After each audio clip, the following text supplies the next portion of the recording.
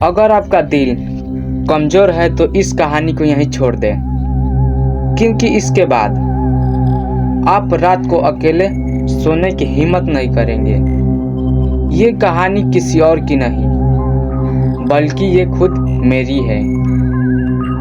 बात पिछले साल की है। मुझे शहर में एक नौकरी मिली, तो मैंने एक पुरानी 4 मंजिला इमारत में तीसरी मंजिल पर एक कमरा किराए पर लिया।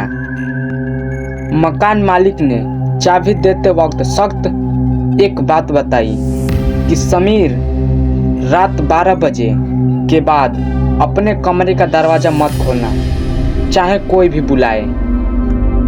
मैंने उसके बात को मजाक समझा, लेकिन 8वें दिन खौफ का वो सिलसिला शुरू हुआ जो मैंने कभी सोचा भी नहीं था। रात के ठीक 12:05 पर पूरी बिल्डिंग में सन्नाटा था। अचानक मेरे कमरे की खिड़की की कांच पर किसी ने थपथपाया। मैं बहुत घबरा गया, मेरा खून जम गया था। तीसरी मंजिल की खिड़की, जिसके बाहर पैर रखने की भी जगह नहीं थी, वहाँ कोई हो सकता है। मैंने हिम्मत करके पर्दा हटाया।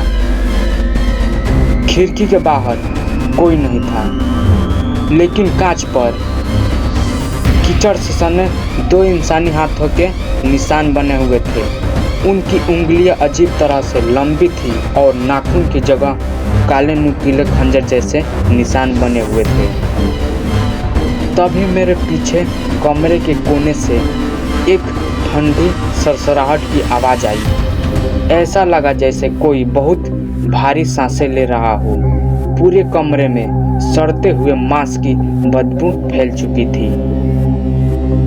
मैंने अपने मोबाइल की फ्लैश लाइट ऑन की और फर्श पर घुमाई। फर्श पर गीले पैरों के निशान बने हुए थे, जो सीधे मेरे बेड के नीचे जा रहे थे। डर के मारे मेरे रोंगटे खड़े हो चुके थे। वो चीज़ इस वक्त मेरे बेड के नीचे थी। मैंने कांपती हुई नीचे झुककर बेड के नीचे झांका। जैसे ही बिजली चमकी, मेरे चीख गले में ही फंस गई। बेड के नीचे एक औरत उल्टी पैर बैठी हुई थी। उसकी रीढ़ की हड्डी टूटी हुई थी और उसका सिर पूरा पीछे की तरफ घुमा हुआ था। आंखें ऐसी सफ़ेद थी और मुंह से काला गाढ़ा खून टपक रहा था। वो मुझे देखकर अपने नुकीले भेड़िए जैसे दांत निकालकर मुस्कुराई। मैं पागलों की तरह बेड से पीछे हटा और कमरे का मुख्य दरवाज़ा खोलकर गैलरी की ओर भागा।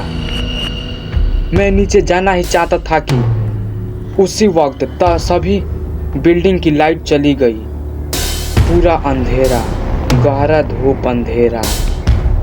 नीचे सीढ़ियों से भी कोई भारी सांसें लेता हुआ ऊपर आ रहा था। रास्ता बंद था।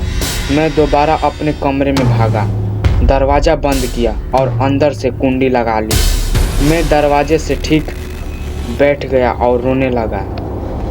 तभी दरवाजे पर एक बहुत ही भारी और डरावनी दस्तक हुई। बाहर से एक साथ 3-4 अजीब आवाज़ों का मिश्रण गूंजा। समीर, दरवाज़ा खोलो, बाहर बहुत ठंड है, मुझे अंदर आना है, मुझे अंदर आने दो। मुझे मकान मालिक की बातें याद आ रही थी। दरवाज़ा मत खोलना। मैं कानों पर हाथ रखकर बैठ गया। कभी रोने की तो कभी दरवाज़ों को नाखूनों से खरोंचने की आवाज़ें आती रही। सुबह के 4 बजे जब उजाला होने लगा, तब जाकर वो आवाज़ें बंद हुई। मैं बिना अपना सामान लिए कमरे की चाबी मकान मालिक के पास फेंक कर वहाँ से भाग गया।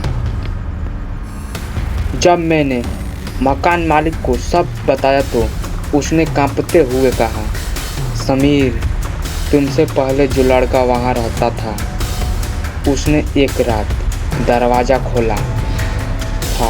अगले दिन उसकी लाश उसी पेड़ के नीचे मिली। उसकी भी रीढ़ की हड्डी टूटी हुई थी। मैं पूरी तरह डर गया था। मुझे यकीन नहीं हो रहा था कि जो मकान मालिक ने कहा था वो सच हुआ।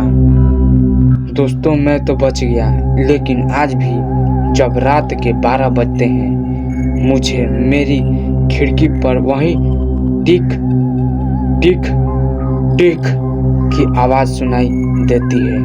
सावधान रहिए, कहीं अगला नंबर आपका ना हो।